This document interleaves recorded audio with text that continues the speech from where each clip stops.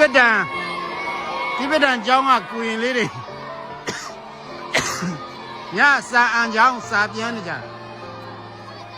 သူတို့ဒါမှတ်တမ်းတင်ပေးတာညာချမ်းခါမှာသူတို့ဘလို့စာကြက်နေကြတယ်လဲဆိုတာကြည့်ကြအောင်ညဦးဇင်းတို့ဒီမှာဆိုရင်တော့9 နာရီထိုးပြီ9 နာရီထိုးမှာစာအန်နေကြတဲ့အဖွဲ့တွေဖြစ်ပါတယ်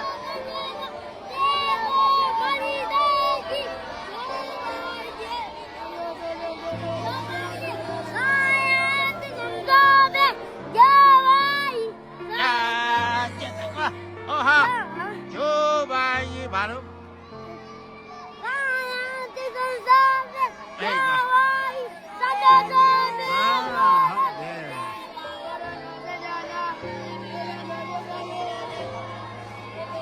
ညရောက်နေပြီစာအညာတော့ရှိသေးတာဒါဒီပုံကွန်မစကူ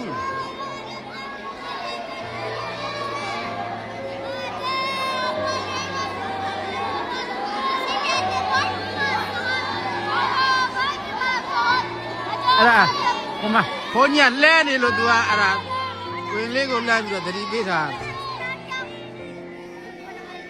ဟောယူဝါ